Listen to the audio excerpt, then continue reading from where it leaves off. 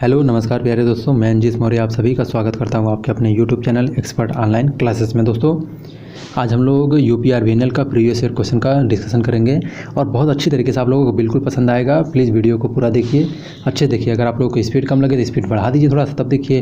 तो आइए हम लोग देखते हैं। देखिए, और यहाँ ऐसा नहीं होगा कि जैसे आपको 4 ऑप्शन दिया तो पहला जो ऑप्शन सही है उसको करेक्ट मानिए आगे बढ़िए, ऐसा नहीं। पूरा आप लोगों को एकदम अच्छे से डिस्क्रिप्शन में बताया जाएगा और जितने क्वेश्चन बनते हैं सभी को। तो आइए हम लोग देखते हैं। देखिए, इसमें पहला क्वेश्चन दिया है कि एक हीटर कॉइल, देखिए क्वेश्चन नंबर फर्स्ट दिया है इसमें कि हीटर कॉइल में प्रयुक्त एक नाइक्रोम तार का प्रतिरोध 1 ओम पर मीटर है। मतलब कि 1 मीटर में 1 ओम है या 1 ओम प्रतिरोध 1 मीटर में है, ठीक है। ये आप लोग याद रखिएगा। इसके बाद देखिए, इसमें कह रहा है कि इतना है तो 200 वोल्ट पर 100 वाट के एक हीटर के लिए आवश्यक तार की लंबाई कितनी होगी। मतलब 200 वोल्ट पर ऑपरेट करना है, 1000 वाट उसकी रेटिंग रखना है, तो हमको कितना लंबा हीटर का कॉइल की ज़रूरत पड़ेगी। तो देखिए, हम यहाँ से पहले हमको देखिए करंट हम निकाल लेते हैं। देखिए करंट निकालेंगे, देखिए P = VI होता है तो I = V/P हो जाएगा। तो यहाँ से 1000 वाट पावर दिया है, देखिए 1000 वाट आपका पावर दिया है यहाँ। इसके बाद देखिए डिवाइड बाई 200 वाट, 200 वोल्ट आपका वोल्टेज दिया है। देखिए यहाँ पर 200 वोल्ट वोल्टेज दिया है, यहाँ से काट दीजिए, इसको कैंसिल कर दिए तो आपका I = 5 एम्पियर आ गया आपका, ठीक। इसके बाद देखिए ये आ गया। इसके बाद देखिए आपको रेजिस्टेंस निकाल लीजिए, आप रेजिस्टेंस निकाल लीजिए। देखिए आपको भी पता है, देखिए भी पता है 220 वोल्ट पे आप ऑपरेट करना है। इसके बाद देखिए रेजिस्टेंस आपको पता चल जाएगा और करंट भी आपको पता है। तो यहाँ से 220 V/R होता है, V/I होता है, R बराबर तो I 5 हो गया आपका। देखिए 5 से काट दीजिए तो R = देखिए कितना आ गया आपका 40 आ गया। देखिए तो 40 आ गया, तो यहाँ देखिए जो 40 है, देखिए 1 ओम में कह रहा है, 1 ओम में देखिए 1 ओम में 1 ओम रेजिस्टेंस कितने में है, 1 मीटर में है। तो 40 ओम रेजिस्टेंस कितने में हो जाएगा, 40 ओम रेजिस्टेंस जो है आपका 40 मीटर में हो जाएगा। तो ऑप्शन नंबर इसका थर्ड नंबर बिल्कुल सही है, ठीक। आइए हम लोग नेक्स्ट क्वेश्चन देखते हैं। देखिए इसमें क्या है, क्वेश्चन दिया है कि देखिए नेक्स्ट क्वेश्चन है इसमें कि low resistance can be accurately measured by. Low resistance हम किससे मेजर करते हैं, देखिए केल्विन ब्रिज जो होती है इसे हम लो रेजिस्टेंस मेजर करते हैं। देखिए लो रेजिस्टेंस मेजर करने के लिए देखिए इसमें हम 4 टर्मिनल के लेस देन 1 ओम तक मेजर करते हैं और लो रेजिस्टेंस को मेजर करने के लिए हमको 4 टर्मिनल की ज़रूरत पड़ती है। और लो रेजिस्टेंस देखिए अमीटर मेथड से, केल्विन ब्रिज मेथड से, पोटेंशियोमीटर मेथड से मेजर करते हैं। मीडियम रेजिस्टेंस देखिए व्हीटस्टोन ब्रिज जो होता है मीडियम रेजिस्टेंस मेजर करता है और व्हीटस्टोन ब्रिज को से देखिए। और उसके बाद मीडियम रेजिस्टेंस के लिए 2 टर्मिनल की रिक्वायर्ड होती है, 1 ओम से लेकर 100 किलो ओम तक इसकी रेंज होती है। इसके बाद डायरेक्ट डिफ्लेक्शन मेथड से, सब्स्टिट्यूशन मेथड से, व्हीटस्टोन ब्रिज मेथड और ओम मीटर मेथड से हम मीडियम रेजिस्टेंस मेजर करते हैं। इसके बाद देखिए शेयरिंग ब्रिज जो होता है इसे हम कैपेसिटेंस को मेजर करते हैं, हाई वैल्यू के कैपेसिटेंस को या रिलेटिव परमिबिलिटी को या फिर लॉस ऑफ चार्ज को या डाइलेक्ट्रिक लॉस को, ये सब मेजर करते हैं। इसके बाद हाई रेजिस्टेंस को मेजर करने के लिए देखिए इसकी वैल्यू जो होती है 1 मेगा ओम तक होती है हाई रेजिस्टेंस को मेजर करने के लिए। और इसके बाद देखिए इसमें 3 टर्मिनल की ज़रूरत होती है। जैसे हम हाई रेजिस्टेंस को किससे मेजर करते हैं, तो मेगर से या फिर लॉस ऑफ चार्ज मेथड से या फिर मेगा ओमीटर मेथड से मेजर करते हैं। ये हो गया। देखिए आइए हम नेक्स्ट क्वेश्चन देखते हैं। देखिए इसमें दिया है, देखिए क्वेश्चन, देखिए क्वेश्चन दिया है इसमें 200 वोल्ट के 100 वाट के लैंप को, 200 वोल्ट के 100 वाट के लैंप को अगर हम देखिए 100 वोल्ट पर अगर इसको चला रहे हैं तो कितनी धारा की आवश्यकता होगी। देखिए तो इसमें देखिए आप क्या अगर जानते हैं, देखिए P जो होता है डायरेक्टली प्रोपोर्शनल टू V² होता है, तो हम P1/P2 यहाँ से रखेंगे। देखिए P1/P2 बराबर V1/V2 का होल स्क्वायर। तो P1 कितना है, देखिए आपका यहाँ पर 100 है, डिवाइड बाई P2 निकालना है आपको, ठीक है। इसके बाद देखिए V1 की वैल्यू कितना है, पहले 200 दिया है। देखिए V1 की वैल्यू 200 दिया है पहले, फिर V2 की वैल्यू 100 दिया है। पहले 200 था, बोला है 100 पे चलाना है। देखिए आपको तो स्क्वायर कर दीजिए, देखिए 0 0 कट जाएगा, ये 4 हो जाएगा आपका, 4 का इससे कटेंगे तो 25 हो जाएगा, ठीक है। तो आपका 25 आंसर नंबर सेकंड सही है इसका, ठीक। आइए हम लोग नेक्स्ट क्वेश्चन देखते हैं। देखिए क्वेश्चन नंबर थर्ड कह रहा है को, देखिए क्वेश्चन इसमें दिया है कि ये एक्स और वाई के बीच में इक्विवेलेंट रेजिस्टेंस कितना होगा। तो देखिए कोई भी ब्रांच अगर शॉर्ट सर्किट है, देखिए ये शॉर्ट सर्किट है तो इसके बीच में कोई रेजिस्टेंस नहीं, मतलब शॉर्ट सर्किट है। तो कोई भी ब्रांच अगर शॉर्ट सर्किट है तो उसके इक्विवेलेंट जितने भी रेजिस्टेंस लगे रहेंगे सब शॉर्ट हो जाते हैं, तो इसका रेजिस्टेंस जो है 0 हो जाएगा। ठीक है, वही क्वेश्चन हिंदी में है। ये शॉर्ट सर्किट देखिए एक्स और वाई, एक्स1 और एक्स2 के बीच का इक्विवेलेंट रेजिस्टेंस पूछ रहा है। देखिए क्वेश्चन नंबर इसमें नेक्स्ट है, तो इसको सॉल्व करने के लिए देखिए इसमें कह रहा है कि सर्किट में I1 बराबर 1.5 एम्पियर दिया है, तो I2 की वैल्यू पूछ रहा है। देखिए यहाँ से I2 की वैल्यू पूछ रहा है। देखिए हम क्या करेंगे, यहाँ पर हमको ये 2 ओम, देखिए 2 ओम और 2 ओम, दो का एलसीएम लेंगे कितना हो जाएगा आपका, दो का एलसीएम, इसको भी मान लीजिए नोड वोल्टेज, इसको ग्राउंड कर दीजिए। देखिए दो का एलसीएम लेंगे तो 2 ही होगा। अब देखिए हम सभी को क्या करेंगे, 2 बनाएंगे। देखिए तो इसमें हम कितने से मल्टीप्लाई करेंगे, 2 से होगा, 2 से, तो 2 से अगर 1 से हम मल्टीप्लाई कर देंगे तो ये 2 हो जाएगा। तो देखिए हम क्या करेंगे, 1 से मल्टीप्लाई किए हैं तो 1 से मल्टीप्लाई करते हैं। ठीक है, इसके बाद देखिए इसमें भी हम कितने से मल्टीप्लाई करेंगे, 1 से, क्योंकि 2 है तो हमको 2 बनाना है, तो इसमें हम 1 से मल्टीप्लाई करेंगे, तो भी इसको ले लेंगे, क्योंकि नोड वोल्टेज जो ये आपका नोड वोल्टेज है इसको हमको बैलेंसिंग करना है, ये वाले को नोड वोल्टेज को बैलेंसिंग करना है। तो ठीक है, इसके बाद देखिए प्लस आपका इसमें कितने से मल्टीप्लाई करेंगे, तो इसमें भी 1 से मल्टीप्लाई करेंगे तब 2 होगा ये, तो इसको हम भी लिखेंगे। इसके बाद देखिए इस ब्रांच में हम 1 से मल्टीप्लाई किए थे, देखिए इस ब्रांच में हम 1 से मल्टीप्लाई किए थे, तो इसमें भी जो वोल्टेज सोर्स है इसमें भी 1 से मल्टीप्लाई करेंगे। और पहला वाला साइन जो है देखिए आपका प्लस क्या है, तो प्लस साइन है पहला, तो प्लस 6 लेंगे। ठीक, इसके बाद देखिए इधर वाले ये वाला ब्रांच जो है, देखिए इसमें वाले में भी हम 1 से मल्टीप्लाई किए थे। ठीक है, तो इसमें हम 1 से मल्टीप्लाई किए थे, देखिए तो 1 से, इसमें भी वोल्टेज सोर्स में भी 1 से मल्टीप्लाई कर दीजिए आप। अब पहला साइन लिख लीजिए, तो प्लस 3 हो गया। देखिए ये 3 हो गया आपका, 3 हो गया, और इसके बाद ये 6 3 9 हो गया। ठीक, इसके बाद देखिए आपका 9 हो गया। अब यहाँ से देखिए तो V इक्वल टू कितना हो जाएगा आपका, 3 वोल्ट आ जाएगा। ठीक, अब देखिए यहाँ से आपको वोल्टेज पता है, इसमें देखिए ये देखिए आपका कितना हो गया। देखिए ये जो है आपका I2 की वैल्यू, देखिए I2 बराबर, देखिए आपका यहाँ से I2 निकालेंगे तो I2 बराबर कितना हो जाएगा आपका, V divided by R। V की वैल्यू कितनी है, देखिए 3 है और बटे में 2, इसको हम जब कट करेंगे देखिए तो 1.5 आ जाएगा, तो 1.5 हो जाएगा। इसको अगर देखिए बता रहे हैं तो, नहीं तो सॉल्व करने के लिए आप ऐसे बिना मतलब पेन चलाए ही सॉल्व कर सकते हैं डायरेक्ट। ठीक है, तो 1.5 देखिए आंसर नंबर देखिए इसमें दिया है 1.5 एम्पियर, सही है, करेक्ट, आपका नंबर 3rd। इसके बाद देखिए नेक्स्ट क्वेश्चन है,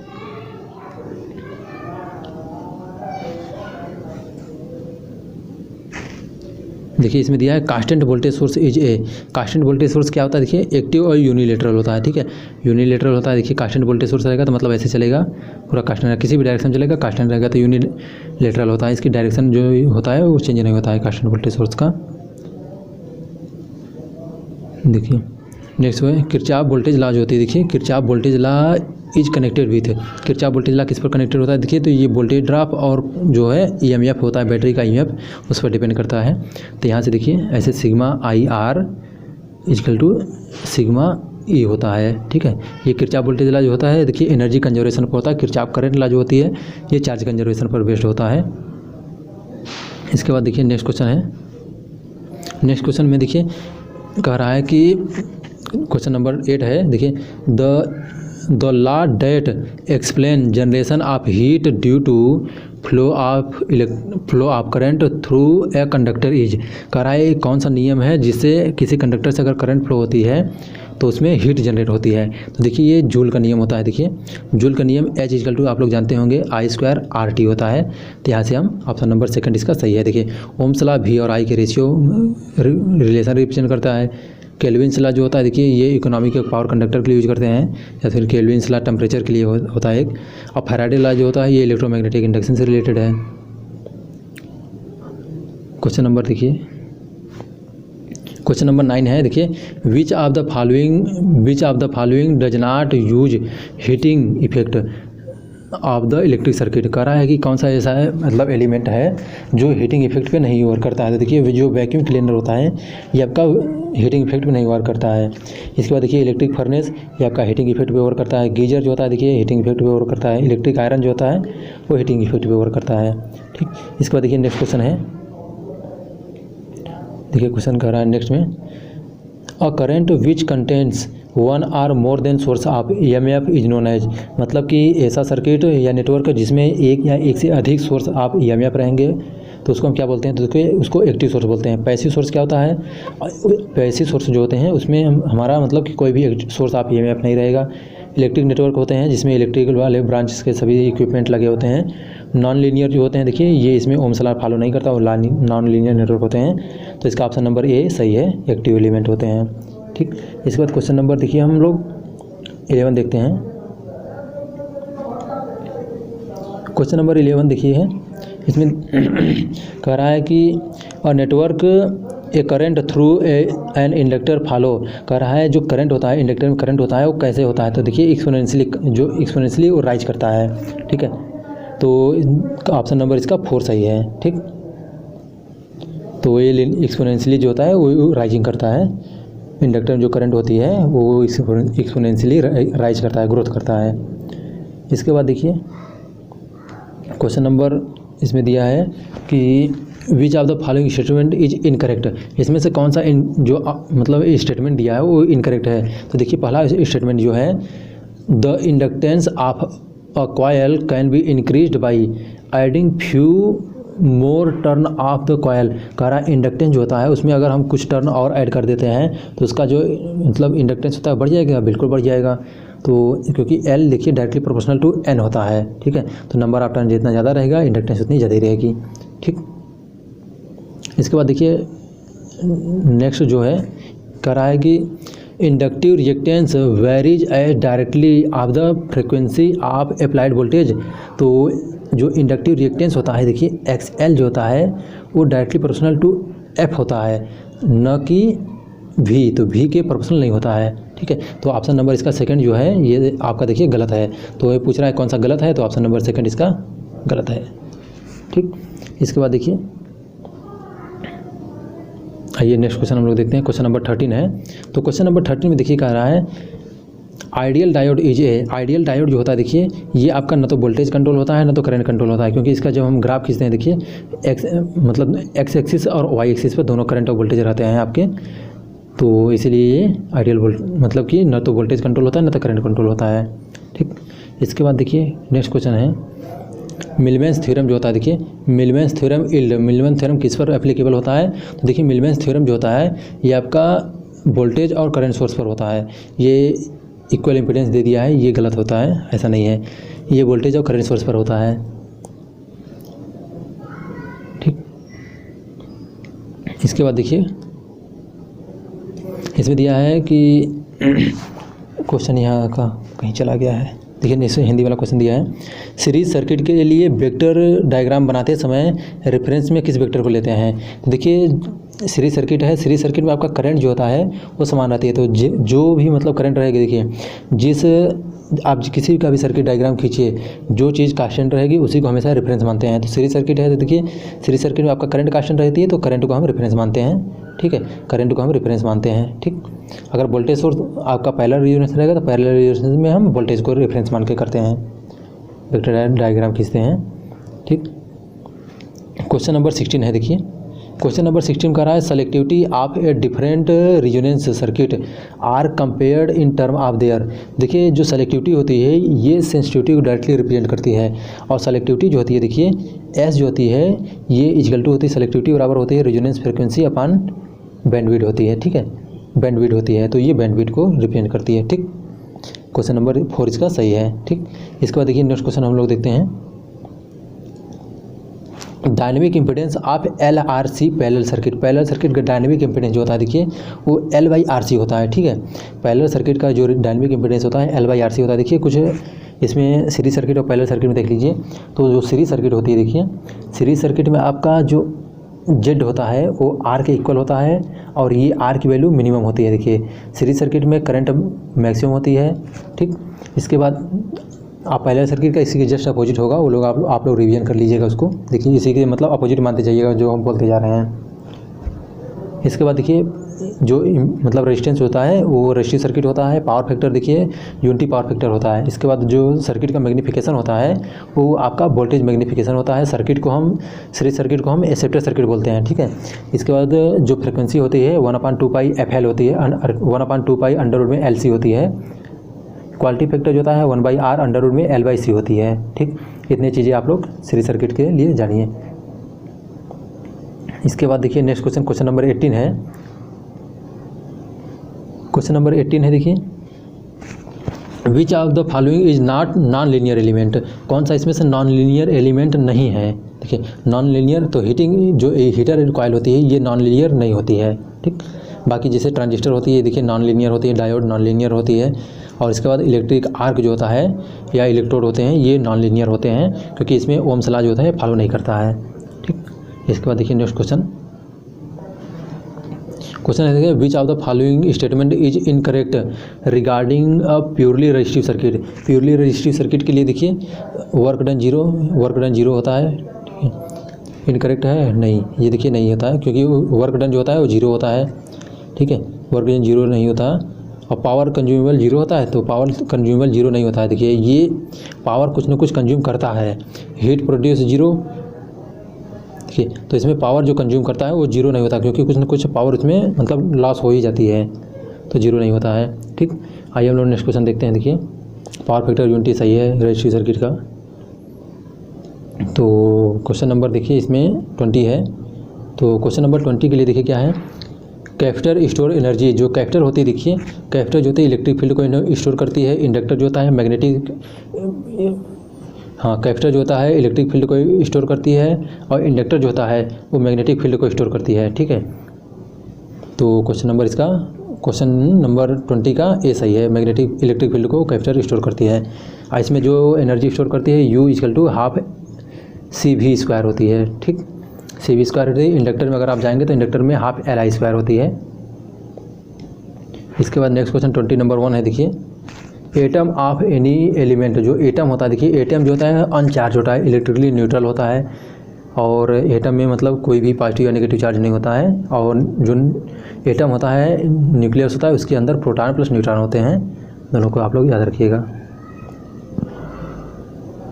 इसके बाद देखिए सबसे इम्पॉर्टेंट बहुत मतलब भाई साहब मतलब बहुत बार पूछा जाता है कि मोबिलिटी जो होती है, मोबिलिटी की यूनिट क्या होती है। देखिए तो मोबिलिटी की यूनिट देखिए आपका म्यू = होता है। देखिए आपका जो वेलोसिटी होती है देखिए V/, आपका इलेक्ट्रिक फील्ड इंटेंसिटी होती है, देखिए, ठीक है। V जो होती है ड्रिफ्ट वेलोसिटी होती है, तो drift velocity by electric field intensity होती है। तो यहाँ से आप इसकी यूनिट निकाल सकते हैं। देखिए जो वेलोसिटी होती है वोल्ट पर मीटर होती है, अरे मीटर पर सेकंड होती है। इसके बाद देखिए जो इलेक्ट्रिक फील्ड इंटेंसिटी होती है इसकी क्या होती है, वोल्ट पर मीटर होती है। तो यहाँ से हम निकालेंगे तो सेंटीमीटर² पर वोल्ट सेकंड इसकी यूनिट आ जाएगी मोबिलिटी की, ठीक है। इसके बाद देखिए कह रहा है कि हम लोग क्वेश्चन पे देखते हैं। तो क्वेश्चन पे देखिए कह रहा है हाईएस्ट मोबिलिटी किसकी होती है। तो हाईएस्ट मोबिलिटी जो होती है इलेक्ट्रॉन की होती है। देखिए इलेक्ट्रॉन की हाईएस्ट मोबिलिटी होती है। अब और देखिए इलेक्ट्रॉन की मोबिलिटी जो होती है होल से लगभग 2 से 3 गुना ज़्यादा होती है। इलेक्ट्रॉन की मोबिलिटी जो होती है होल से लगभग 2 से 3 गुना ज़्यादा होती है। जैसे देखिए अगर आप जर्मेनियम और सिलिकॉन में देखेंगे तो जर्मेनियम का जो होता है देखिए जर्मेनियम का P टाइप का जो होता है, देखिए P टाइप और N टाइप जो होते हैं। देखिए P टाइप का जो होता है लगभग जर्मेनियम के लिए, देखिए जर्मेनियम के लिए P टाइप जो होता है 500 होता है, N टाइप जो होता है लगभग 1300 होता है, ठीक है। और अगर सिलिकॉन के लिए आप बात करेंगे तो सिलिकॉन के लिए P टाइप का जो होता है देखिए P टाइप का लगभग 1800 होता है, आपका 1800 होता है। और N टाइप की जो होता है लगभग 3800 होता है। N टाइप का 3800 होता है मोबिलिटी की। तो आप लोग जानिए, देखिए इससे 3-4 चीज़ें आती हैं। मोबिलिटी जो होती है मोबिलिटी की यूनिट क्या होती है, तो सेंटीमीटर² पर वोल्ट सेकंड होती है या फिर मीटर² पर वोल्ट सेकंड होती है, ठीक। इसके बाद इलेक्ट्रॉन की मोबिलिटी जो होती है होल से लगभग 2 से 3 गुना ज़्यादा होती है, ठीक है। ये हो गया। इसके बाद जर्मेनियम और सिलिकॉन का मोबिलिटी कितनी होती है, ठीक। इसके बाद देखिए क्वेश्चन नंबर 23 है। क्वेश्चन नंबर 23 में कह रहा है कि किसी conduction of electricity through conductor take place by. तो जो कंडक्टर में मतलब इलेक्ट्रॉन कैसे फ्लो होती है, किसके द्वारा होती है, तो वो फ्री इलेक्ट्रॉन के माध्यम से होती है। अगर फ्री इलेक्ट्रॉन नहीं रहेंगे तो उसमें जो है करंट का फ्लो नहीं होगा किसी भी कंडक्टर में। जो सेमी कंडक्टर हो, देखिए जो कंडक्टर होता है इस पर 10 पे घाते 22 इलेक्ट्रॉन से फ्री इलेक्ट्रॉन्स होते हैं। जो इंसुलेटर होता है उस पर 0 होते हैं, ठीक है, 0 इलेक्ट्रॉन होते हैं, उसमें नंबर ऑफ फ्री इलेक्ट्रॉन 0 होते हैं। सेमी कंडक्टर जो होता है उसमें लगभग 10 पे घाते लगभग 12 तक 15 तक होते हैं। तो इसमें मतलब कि नॉर्मल कंडीशन में ये इसमें इलेक्ट्रॉन नहीं फ्लो होते हैं। तो मतलब कभी कभी पूछता है, देखिए 0 टेम्परेचर या रूम टेम्परेचर पे जो सेमी कंडक्टर होता है इसमें इलेक्ट्रॉन फ्लो कितने होते हैं, तो 0 होती है, इसकी कंडक्टिविटी 0 होती है। इसके बाद देखिए नेक्स्ट क्वेश्चन है, Zener diode is invariably used with. तो जीना डायोड देखिए जो होता है, जीना डायोड आपका रिवर्स बायस में यूज करते हैं। देखिए फॉरवर्ड बायस में देखिए कौन सा यूज करते हैं, आपका फॉरवर्ड बायस में एलईडी होता है, फॉरवर्ड बायस में यूज करते हैं। पीएन जंक्शन डायोड जो होता है, देखिए पीएन जंक्शन डायोड जो होता है उसको हम फॉरवर्ड बायस और रिवर्स बायस दोनों में यूज कर सकते हैं, ठीक है। तो पीएन जंक्शन डायोड और जीरो बायसिंग पे कोई डायोड यूज नहीं करते हैं हम। और देखिए आगे नेक्स्ट क्वेश्चन हम लोग देखते हैं। थोड़ा सा एक्चुअली टाइम का यार बाउंडेड हो जाता है ना, तो इसलिए थोड़ा सा कम मज़ा आता है क्वेश्चन। देखिए इसमें क्या रहा है कि match list with list second. देखिए लिस्ट फर्स्ट दिया है, लिस्ट सेकंड दिया है, दोनों का करेक्ट आंसर को मेजर कर आपको पॉइंट आउट करना है, ठीक है। देखिए कह रहा है ओम्स लॉ, जो देखिए आप ओम्स लॉ देखिए वोल्टेज और करंट में पहला का थर्ड, देखिए पहला का थर्ड कहाँ दिया है, देखिए पहला का थर्ड, देखिए यहीं पर आपको मिल गया पहले का थर्ड में, तो आपको मिलाने की कोई ज़रूरत ही नहीं है। तो आप ऐसे डायरेक्टली इसको मतलब देख सकते हैं कि पहले का थर्ड में जो है, देखिए इसमें पहले का थर्ड में देखिए, तो पहले का थर्ड है, देखिए इसमें इसका पहले का थर्ड हो गया। देखिए इसके बाद दूसरे Fleming left hand right hand rule जो होता है, देखिए ये जनरेटर में वर्क करता है, ठीक। अल्टरनेटर के लिए देखिए अल्टरनेटर एसी जनरेटर होता है, देखिए आपका सी का चौथा, सी नंबर का 4 हो गया। देखिए इसके बाद देखिए कूलाम्स लॉ जो होती है, कूलाम्स लॉ कैपिटल पर होता है, तो ये हो गया। देखिए तो पहले का जो होता है, देखिए पहले का आपका थर्ड हो गया, दूसरे का देखिए सेकंड हो गया। फ्लेमिंग जो राइट हैंड रूल है देखिए जनरेटर पर होता है, तो सेकंड हो गया। उसके बाद देखिए सी नंबर अल्टरनेटर जो होता है, देखिए जनरेटर होता है, ये हो गया आपका। डी नंबर वाला देखिए कूलाम्स लॉ जो होता है कैपिटल होता है। ऑप्शन नंबर इसका 4 करेक्ट है, ठीक है। इसके बाद देखिए हम लोग नेक्स्ट क्वेश्चन देखते हैं। नेक्स्ट क्वेश्चन दिया है, देखिए कि इसमें देखिए नेक्स्ट क्वेश्चन क्या दिया है, विच, अच्छा कंसीडर द, क्वेश्चन को पता ही नहीं यार, अच्छा consider the following regarding type of strain gauge. जो स्ट्रेन गेज होता है देखिए कौन सा कैसा होता है, मतलब स्ट्रेन गेज होता है देखिए सेमी कंडक्टर टाइप होता है, सेमी कंडक्टर स्ट्रेन गेज होता है, बिल्कुल सही बात है। इसके बाद कैपेसिटिव स्ट्रेन गेज होते हैं, बिल्कुल होते हैं। जो कंडक्टर होता है कंडक्टर स्ट्रेन गेज बिल्कुल नहीं होते हैं। तो ये सब देखिए जब आप ट्रांसड्यूसर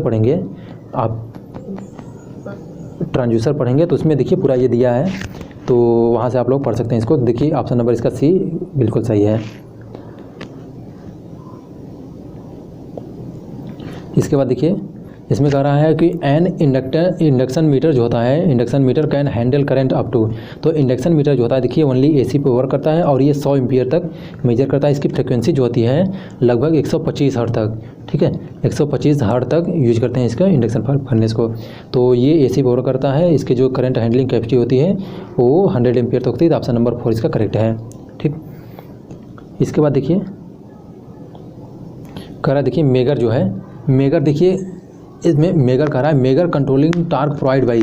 तो मेगर में जो कंट्रोलिंग टार्क होती है किससे प्रोवाइड की जाती है, तो मेगर में कंट्रोलिंग टार्क जो होती है देखिए वो कॉइल से प्रोवाइड की जाती है, और सब में देखिए स्प्रिंग से होती है। तो मेगर के बारे में देखिए और 2-3 पॉइंट जानिए आप, जिसे मेगर जो होता है हाई इंसुलेशन रेजिस्टेंस को मेजर करने के लिए बनाया जाता है मेगर। और मेगर से देखिए जैसे आपका अगर आप मेगर देखेंगे तो देखिए मेगर में जो होता है कंट्रोलिंग टार्क किससे प्रोवाइड कर जाते हैं, तो मेगर में जो कंट्रोलिंग टार्क प्रोवाइड करते हैं वो कॉइल से करते हैं। तो क्वेश्चन बहुत बार पूछा जाता है। ये इसकी जो कंस्ट्रक्शन होती है देखिए वो पीएमएमसी की तरह होती है। इसकी जो कंस्ट्रक्शन होता है वो पीएमएमसी की तरह होता है मेगर का। इसका जो स्पीड होती है देखिए स्पीड होती है वो लगभग 160 आरपीएम तक होती है।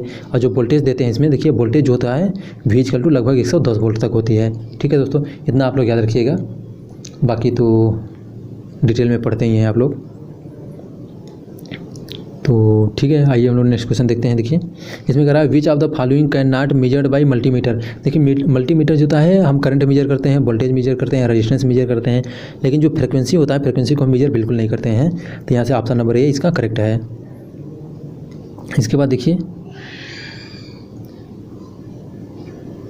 Instrument is free from hysteresis and eddy current loss. Hysteresis और एडी करंट लॉस से फ्री होने के लिए देखिए हम क्या करते हैं, तो इसमें जो स्टैटिक होता है इलेक्ट्रोस्टैटिक वोल्टमीटर, इसे ये आपका हिस्टेरिसिस और एडी करंट लॉस से फ्री होता है। क्योंकि देखिए हम इसमें जो कोर यूज करते हैं, एयर कोर होता है, एयर फ्रिक्शन डैम्पिंग यूज करते हैं, एयर फ्रिक्शन डैम्पिंग यूज करते हैं, और इसके बाद देखिए आपका फ्लूइड फ्रिक्शन डैम्पिंग यूज करते हैं और एयर कोर यूज करते हैं। तो इसमें जब कोर ही नहीं रहेगा तो eddy current loss hysteresis loss होगी नहीं। तो ठीक है, देखिए और भी चारों ऑप्शन देख लीजिए थोड़ा सा। अच्छा देखिए, मूविंग आयरन जो होता है, देखिए ये आपकी आरएमएस वैल्यू को मेजर करती है। मूविंग आयरन जो होती है आरएमएस वैल्यू को मेजर करती है, और ये लगभग 100 एम्पियर तक के करंट को मेजर करती है। स्केल जो होता है इसका एमआई टाइप का और नॉन लीनियर होती है, और नॉन लीनियर होती है ये करंट के जो मतलब थीटा होती है directly proportional to I square को होती है करंट के। ठीक है, इसके बाद देखिए पीएमएमसी जो होता है एमआई टाइप, ये पीएमएमसी जो होता है ये आपकी एवरेज वैल्यू को मेजर करती है, एवरेज वैल्यू को मेजर करती है। इसका स्केल जो होता है लीनियर होता है। टार्क टू वेस्ट रेशियो जो होती है वेरी हाई होती है। ये सब है, ठीक है। डायनमोमीटर टाइप जो होता है, डायनमोमीटर टाइप जो इंस्ट्रूमेंट होता है ये भी देखिए मतलब बहुत अच्छा एक्यूरेसी होता है। ये इसका हम यूज करते हैं देखिए आपको बनाने में, मतलब पावर को मेजरमेंट करने के लिए। तो मूविंग कॉइल जो डायनमोमीटर टाइप होता है as a watt meter use करते हैं हम इसको। इसके बाद देखिए नेक्स्ट क्वेश्चन है, क्वेश्चन नंबर 31 है, 31 देखिए क्वेश्चन नंबर है। In a generator, in a DC generator when the magnetic neutral axis coincide with geometrical neutral axis. तो अगर कह रहा है कि मतलब कि डीसी जनरेटर में मैग्नेटिक जो एमएनए होती है वो जीएनए पर कोइंसाइड होती है, तो क्या होता है देखिए, there is no load on generator. Generator पर जब कोई लोड नहीं होता, देखिए ऑप्शन नंबर ए इसका करेक्ट है। जब जनरेटर पे कोई लोड नहीं होता है तो वहाँ पर हम एमएनए और जीएनए जो होते हैं दोनों एक दूसरे पर कोइंसाइड होते हैं देखिए। ठीक है, ये आप लोग याद रखिएगा, अच्छा क्वेश्चन है। देखिए dummy coil provide in generator in order to, जो डमी कॉइल होती है देखिए ये मैकेनिकल बैलेंसिंग के लिए प्रोवाइड की जाती है डमी कॉइल को। ऑप्शन नंबर इसका 3 क्वेश्चन नंबर सही है क्वेश्चन का, क्वेश्चन नंबर 32 का ऑप्शन नंबर 3 इसका सही है। ठीक है, क्वेश्चन नंबर देखिए नेक्स्ट क्वेश्चन हम लोग देखते हैं। In a shunt generator voltage buildup is generally restricted by. देखिए शंट जनरेटर जो होता है इसमें वोल्टेज कब आपका जनरेट नहीं होता है, देखिए जो कोर सैचुरेशन हो जाता है। तो ऑप्शन नंबर 4 इसका सही है। देखिए वोल्टेज को बिल्डअप होने के लिए देखिए 3-4 मतलब कंडीशन है। तो पहला होता है देखिए जो रेजिडुअल मैग्नेटिज्म होता है आरएम, इसको प्रेजेंट होना बहुत ज़रूरी है। रेजिडुअल मैग्नेटिज्म प्रेजेंट होना चाहिए। जो आपका नॉर्मल स्पीड है वो क्रिटिकल स्पीड से ज़्यादा होना चाहिए, वोल्टेज तभी बिल्डअप होगा। उसके बाद जो देखिए एन जो होता है ये मतलब कि एनसी से क्रिटिकल स्पीड से ज़्यादा होना चाहिए। और जो आपका फील्ड रेजिस्टेंस होता है ये आपका क्रिटिकल रेजिस्टेंस से कम होना चाहिए। ठीक है, ये चीज़ वोल्टेज बिल्डअप के लिए कंडीशन है। ठीक, इसको आप लोग याद रखिएगा, क्वेश्चन पूछा जाता है। इसके बाद क्वेश्चन नंबर 34 है। देखिए क्वेश्चन कह रहा है देखिए the EMF induce in the armature of shunt generator is 600 volt. कह रहा है कि ईएमएफ जो आर्मेचर में शंट जनरेटर है उसके आर्मेचर में ईएमएफ 600 वोल्ट जनरेट हो रही है। द आर्मेचर रेजिस्टेंस इज 0.1 ओम दिया है, 0.1 ओम दिया है। ठीक, आर्मेचर करंट जो है देखिए 200 एम्पियर दिया है। ठीक, तो आपको टर्मिनल वोल्टेज निकालना है। तो देखिए सिंपल सा एक छोटा सा फार्मूला होता है जो जनरेटर के लिए। तो V = कितना होता है आपका, देखिए E generated voltage E minus I into R, IA होता है। तो ठीक, यहाँ से वैल्यू आप रख दीजिए। देखिए ये आपका कितना है 600 है माइनस 0.1 इंटू 200 ये 20 हो जाएगा। अच्छा, और इसमें 500 तो 580 लगभग आ जाएगा आपका 580 वोल्ट ना। तो ये देखिए 600 हो गया, ये 200 में 0.1 का मल्टीप्लाई करेंगे 220 हो जाएगा। तो यहाँ इसको रखेंगे तो 580 आ जाएगा। देखिए ऑप्शन नंबर इसका 4 करेक्ट है। ठीक, आइए हम लोग क्वेश्चन नंबर देखिए 35 देखते हैं। देखिए क्वेश्चन नंबर 35 में देखिए क्या है, कह रहा है डीसी जनरेटर में ऑन लोड, कह रहा है इन DC generator on load air gap flux distribution in space. कह रहा है जो डीसी जनरेटर में अगर लोड पर है तो उसमें जो एयर फ्लक्स का डिस्ट्रीब्यूशन होगा उसका शेप कैसा होगा। देखिए फ्लैट टैप्ड होता है। इसमें देखिए हम आपको बहुत इंपॉर्टेंट चीज़ें बताते हैं आपको। और देखिए सबसे पहला चीज़ जो एयर गैप फ्लक्स होता है वो फ्लैट टैप्ड होता है। और आपका मेन फील्ड फ्लक्स जो होता है वो भी फ्लैट टॉप्ड होता है, ठीक है। आर्मेचर फ्लक्स जो होता है आर्मेचर एमएमएफ का जो फ्लक्स होता है वो ट्रिंगुलर होता है, ठीक। और आर्मेचर फ्लक्स जो होता है देखिए वो सैडल होता है, ठीक। इसके बाद नेट फ्लक्स जो होता है ड्यू टू आर्मेचर रिएक्शन वो भी आपका ट्रिंगुलर होता है, ठीक। ये चीज़ आप लोग याद रखिएगा। फिर से एक बार सुनिए सभी को। जो आर्मेचर देखिए आपका एयर गैप फ्लक्स जो डिस्ट्रीब्यूशन होता है ऑन लोड पर वो आपका फ्लैट टॉप्ड होता है। इसके बाद देखिए एयर गैप फ्लक्स जो होता है देखिए उसका फ्लैट टॉप्ड हो गया। इसके बाद जो मेन फील्ड फ्लक्स होता है उसका भी फ्लैट टॉप्ड होता है, ठीक। इसके बाद देखिए आर्मेचर एमएमएफ का जो फ्लक्स होता है वो भी आपका ट्रिंगुलर होता है। आर्मेचर फ्लक्स जो होता है देखिए वो सैडल होता है। और net flux due to armature reaction ये आपका कैसा होता है, ट्रिंगुलर होता है, ठीक। ये आप लोग याद रखिएगा। आइए लोग नेक्स्ट क्वेश्चन देखते हैं। देखिए क्वेश्चन नंबर 36 है। देखिए इसमें commutator segment are connected to armature conductor by means of जो देखिए कम्यूटेटर सेगमेंट होता है उसको हम किससे कनेक्ट करते हैं तो कॉपर लक्स से कनेक्ट करते हैं। इसका ऑप्शन नंबर ए फर्स्ट का सही है। तो 36 का ऑप्शन नंबर फर्स्ट सही है, ठीक। आइए हम लोग क्वेश्चन नंबर नेक्स्ट क्वेश्चन देखते हैं। क्वेश्चन नंबर 37 देखते हैं। In DC generator pole shoe are fastened to pole core. देखिए जो कह रहा है पोल शू जो होता है पोल पर मतलब पोल कोर पर कैसे बांधे जाते हैं। तो देखिए काउंटर संक स्क्रू होता है एक, मतलब कि देखिए जैसे ऐसे हमारा जो बांधनी की जाती है तो यहाँ पर एक देखिए वो मतलब कि काउंटर संक स्क्रू होता है। इस पर ऐसे कसते हैं इसको, यहाँ से ऐसे नट से मतलब ऐसे कसते हैं। तो यहाँ से ऐसे नट से स्क्रू ड्राइवर लगा के ऐसे कस देते हैं, उसी पे बने रहते हैं ये कोर पे, ठीक। तो जो होता है देखिए आपके जैसे पोल शू जो होते हैं वो आपके पोल कोर पर काउंटर संक स्क्रू से। ऑप्शन नंबर इसका 4 करेक्ट है, ठीक। आइए क्वेश्चन नंबर देखिए नेक्स्ट देखते हैं। क्वेश्चन नंबर 38 देखते हैं। देखिए separately excited generator as compare to self excited generator कह रहा है। सेपरेटली एक्साइटेड जनरेटर जो है सेल्फ एक्साइटेड जनरेटर से क्या उसमें मतलब फ़ायदे हैं, क्या कुछ फीचर है देखिए। तो इसमें has the all given features are option correct. हाँ देखिए कह रहा है embeddable of better voltage regulation. देखिए इसमें वोल्टेज जो सेपरेटली एक्साइटेड होती है इसमें वोल्टेज रेगुलेशन बेटर होता है, मोर स्टेबल होता है, ठीक। It has exciting current independent of load. जो इसमें मतलब लोड से आपको लोड करंट से कोई डिपेंडेंसी नहीं होती है, तो इसलिए सेपरेटली एक्साइटेड जनरेटर अच्छी होती है। लेकिन इसमें थोड़ा सा प्रॉब्लम आती है चलाने में स्टार्टिंग में।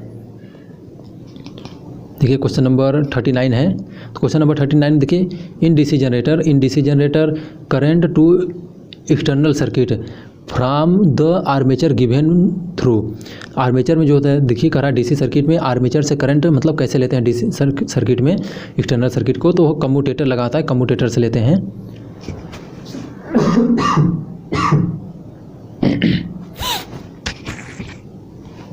ठीक है, कम्यूटेटर से लेते हैं। तो यहाँ से ऑप्शन नंबर फर्स्ट इसका करेक्ट है, ठीक। आइए हम लोग नेक्स्ट क्वेश्चन देखते हैं। देखिए क्वेश्चन नंबर 40 है। देखिए क्वेश्चन नंबर 40 है the bearing use to support the rotor shaft. Rotor shaft के लिए देखिए हम ऑप्शन नंबर ए इसका करेक्ट है, बॉल बियरिंग यूज करते हैं। देखिए अगर स्मॉल मशीन है, देखिए स्मॉल मशीन है तो उसमें हम बॉल बियरिंग यूज करते हैं। देखिए बॉल बियरिंग अगर लार्ज मशीन है, ठीक है, लार्ज मशीन है तो उसके लिए हम रोलर बेयरिंग यूज करते हैं, ठीक। ये आप लोग याद रखिएगा। अगर स्मॉल मशीन है तो उसमें हम बॉल बेयरिंग यूज करेंगे, और रोलर मशीन है तो उसमें हम स्मॉल मशीन है तो बॉल बेयरिंग, और अगर लार्ज मशीन है तो उसमें रोलर बेयरिंग यूज करते हैं, ठीक। तो ऑप्शन नंबर 40 का ऑप्शन नंबर फर्स्ट सही है, बॉल बेयरिंग, ठीक। नेक्स्ट क्वेश्चन है। देखिए टेस्टिंग से हमेशा क्वेश्चन पूछा जाता है कि brake test on DC motor is confined. कह रहा है जो डीसी मोटर में ब्रेक टेस्ट हो जाता है वो मतलब किस पर यूज़ किया जाता है। तो देखिए डीसी मोटर जो होता है, देखिए ब्रेक टेस्ट जो होता है वो स्मॉल हॉर्स पावर के स्मॉल रेटिंग की मशीनों के लिए किया जाता है। इसको हम डायरेक्ट टेस्ट भी बोलते हैं, ठीक। स्मॉल मशीन के लिए किया जाता है, इसको हम फुल लोड टेस्ट बोलते हैं, डायरेक्ट टेस्ट बोलते हैं। तो देखिए अगर हाई रेटिंग की मशीन है, हाई रेटिंग की मशीन के लिए हम कौन सा टेस्ट करते हैं, इनडायरेक्ट टेस्ट होता है। और इसमें देखिए जैसे आपका स्विनबर्न टेस्ट जो होता है, देखिए ये नो लोड टेस्ट होता है, ठीक है, नो लोड टेस्ट होता है ये लेवल और शंट के लिए, ठीक। देखिए जो आपका स्मॉल हॉर्स पावर के मशीन होते हैं, स्मॉल हॉर्स पावर की मशीन के लिए हम ब्रेक टेस्ट करते हैं, ठीक। और उसके बाद फुल लोड टेस्ट होता है, ठीक। ब्रेक टेस्ट जो होता है उसी को हम डायरेक्ट टेस्ट बोलते हैं या फुल लोड टेस्ट बोलते हैं। और हाई रेटिंग की मशीन है तो उसके लिए देखिए हम इनडायरेक्ट टेस्ट करते हैं, स्विनबर्न टेस्ट करते हैं, हॉकिंसन टेस्ट करते हैं, ठीक है, फील्ड टेस्ट करते हैं। तो इसमें देखिए हम सबके लिए अलग अलग होता है। तो देखिए स्विनबर्न टेस्ट जो होता है इसके लिए ये देखिए आपका नो लोड पे किया जाता है। स्विनबर्न टेस्ट हमेशा नो लोड पे किया जाता है या लेवल और शंट मोटर के लिए यूज किया जाता है, ठीक। हॉकिंसन टेस्ट जो होता है इसको हम बैक टू बैक टेस्ट करते हैं या फिर हीट एंड रन टेस्ट करते हैं, ठीक है, स्विनबर्न टेस्ट को। इसके बाद देखिए आपका जो फील्ड टेस्ट होता है, फील्ड टेस्ट हम केवल डीसी मोटर पे करते हैं, क्योंकि जो फील्ड टेस्ट होता है हम know series motor, DC series motor को हम कभी भी नो लोड पे नहीं ऑपरेट करते हैं, क्योंकि नो लोड पे ऑपरेट कर देंगे तो जो इसकी करंट हो जाएगी वो जीरो हो जाएगी, तो स्पीड वो इनफाइनाइट हो जाएगी, बहुत ज़्यादा हो जाएगी। तो यहाँ से देखिए ब्रेक टेस्ट जो होता है, ब्रेक टेस्ट जो होते हैं स्मॉल एचपी की मोटर के लिए किया जाता है। तो ऑप्शन नंबर ए इसका करेक्ट है। इसके बाद देखिए क्वेश्चन नंबर 42 है। क्वेश्चन नंबर 42 में देखिए कह रहा है regenerative braking on shunt motor is used when. देखिए जब आपको रीजनरेटिव ब्रेकिंग होता है, motor act as braking force. देखिए जब हम ब्रेकिंग फोर्स लगाते हैं उस पर तो वह रीजनरेटिव ब्रेकिंग में शंट मोटर की तरह मतलब यूज करते हैं इसको। ऑप्शन नंबर देखिए इसका थर्ड सही है। इसके बाद क्वेश्चन नंबर देखिए हम लोग 43 देखते हैं। To determine the no load loss on DC motor, DC motor के नो लोड लॉस जो निकालना होता है तो कौन सा टेस्ट करते हैं हम, तो देखिए स्विनबर्न टेस्ट करते हैं। फील्ड टेस्ट जो होता है वो सीरीज मोटर पे करते हैं, रनिंग डाउन पे नहीं करते हैं। देखिए तो यहाँ पे नो लोड टेस्ट जो होता है स्विनबर्न टेस्ट को हम नो लोड टेस्ट बोलते हैं। ये शंट मोटर और आपका लेवल कंपाउंड जो मोटर होते हैं इन सब पे यूज किए जाते हैं। फील्ड टेस्ट जो होता है ये सीरीज मोटर में किया जाता है, इसको हम फुल लोड टेस्ट बोलते हैं, नो लोड पर नहीं किया जाता है, ठीक। तो देखिए ऑप्शन नंबर 43 का सेकंड सही है, स्विनबर्न टेस्ट, ठीक। इसके बाद देखिए क्वेश्चन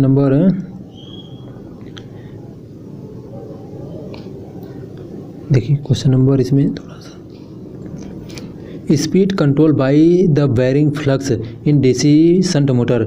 डीसी शंट मोटर में जो है देखिए हम स्पीड कंट्रोल कैसे करते हैं, देखिए कांस्टेंट पावर ड्राइव के लिए हम इसका शंट मोटर का यूज करते हैं, ठीक है। जो डीसी शंट मोटर फ्लक्स में परिवर्तन लाने पर स्पीड जो होती है वो लगभग कांस्टेंट रहती है आपकी। फ्लक्स में चेंजिंग करिए कुछ भी करिए तो आपके जो शंट मोटर होती है उसकी जो कांस्टेंट स्पीड के लिए हम यूज करते हैं, तो कांस्टेंट पावर ड्राइव के लिए ऑप्शन नंबर थर्ड इसका करेक्ट है। इसके बाद क्वेश्चन नंबर 45 देखेंगे। देखिए क्वेश्चन नंबर 45 जो है which of the following motor used for centrifugal pump. Centrifugal pump के लिए कौन सा मोटर यूज करते हैं, तो शंट मोटर यूज करते हैं। ऑप्शन नंबर इसका सेकंड सही है, ठीक। सेंट्रीफ्यूगल पंप यूज करते हैं। और इसके बाद देखिए क्वेश्चन नंबर इसमें दिया है, क्वेश्चन नंबर 46 दिया है DC motor is preferred over N AC motor. DC motor जो होता है एसी मोटर के कंपेयर में प्रीफर करते हैं, जिसकी वेरिएबल स्पीड, डीसी मोटर की स्पीड कंट्रोलिंग बहुत अच्छी होती है समझ लीजिए है। तो इसीलिए हम सबसे ज़्यादा अगर स्पीड कंट्रोल यूज करनी होती है तो हम इसलिए कौन सा मोटर यूज करते हैं, डीसी मोटर यूज करते हैं, इसकी स्पीड कंट्रोलिंग बहुत अच्छी होती है। तो ऑप्शन नंबर 40 क्वेश्चन नंबर 46 का ऑप्शन नंबर 4 करेक्ट है, ठीक। इसके बाद देखिए क्वेश्चन नंबर 47 है। देखिए मोटर यूज फॉर पंचिंग में कौन सा मोटर यूज करते हैं, तो देखिए इंटरमीडिएट लोड के लिए हम पंचिंग मतलब मशीन में इंटरमीडिएट उसमें लोड जो होता है तुरंत देखिए बहुत तेज़ी से पंचिंग जब होती है तो मतलब लोड बहुत तेज़ी से मतलब फ्लक्चुएट करता है वहाँ पर, तो इसलिए हम इंटरमीडिएट लोड पे हम पंचिंग में मतलब यूज करते हैं मोटर को। आइए क्वेश्चन नंबर हम लोग देखते हैं नेक्स्ट, क्वेश्चन नंबर 48 देखते हैं। देखिए क्वेश्चन नंबर 48 है कि if the condition of DC motor are established the efficiency of motor will be. तो देखिए जो एफिशिएंसी डीसी मोटर की एफिशिएंसी होती है वो लेस देन 50% होती है, क्योंकि उसमें देखिए कॉपर लॉस होती है, कॉपर लॉस डीसी मोटर में बहुत ज़्यादा होती है। अगर आप एफिशिएंसी को कंसीडर करेंगे तो एफिशिएंसी कॉपर लॉस लगभग 48% तक 48% तक हो जाती है इसमें। तो जो इसीलिए आपकी जो पावर आती है, मैक्सिमम पावर आती है वो लगभग मतलब 50% से लेस देन आती है, ठीक। तो देखिए कंफ्यूज मत होइएगा। अगर वेल डन आप डिज़ाइन की बात करेंगे, देखिए डीसी मोटर जो है वेल डन अगर डिजाइनिंग वर्क कर रही है तो 95 से 96% तक एफिशिएंसी होती है, या फिर 90 से 92% तक एफिशिएंसी होती है। लेकिन अगर मैक्सिमम पावर के लिए अगर एफिशिएंसी देख रहे हैं तो आपका लेस देन 50% होती है। ऑप्शन नंबर ए इसका करेक्ट है। इसके बाद देखिए क्वेश्चन नंबर 49 है। आज हम लोग 50 क्वेश्चन तक देखेंगे। देखिए फेस प्लेस क्वेश्चन नंबर 49 दिया है। देखिए a face plate is starter is use to start कर रहा है। फेस प्लेट जो होता है, देखिए अगर फेस प्लेट पे हम देखते हैं, अगर फेस प्लेट का स्टार्टर का यूज करके हम मोटर को स्टार्ट करते हैं तो डीसी सीरीज मोटर यूज करते हैं, क्योंकि इसमें 2 ही टर्मिनल होते हैं। और 2 पॉइंट स्टार्टर जो होता है, देखिए स्टार्टर में अगर आप देखेंगे, देखिए 2 पॉइंट स्टार्टर सीरीज मोटर के लिए यूज करते हैं, 3 पॉइंट स्टार्टर जो होता है शंट मोटर के लिए यूज करते हैं, और 4 पॉइंट स्टार्टर शंट और कंपाउंड दोनों के लिए यूज करते हैं। तो ये आप लोग याद रखिएगा। तो ऑप्शन नंबर इसका जो है 49 का ऑप्शन नंबर 4 सही है। इसके बाद देखिए क्वेश्चन नंबर 50 है।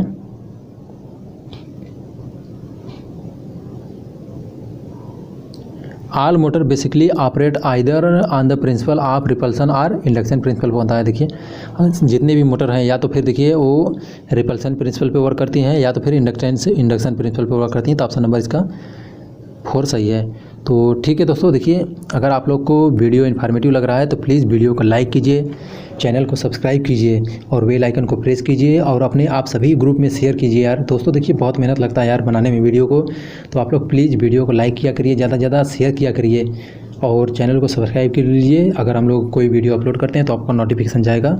तो ठीक है, अगर आप लोग देखिए जैसा रिस्पांस आप लोगों का रहेगा इस पर, उसी हिसाब से फिर अगला वीडियो हम लोग अपलोड करेंगे, नेक्स्ट पार्ट इसका। ठीक है दोस्तों, thank you so much for watching my video.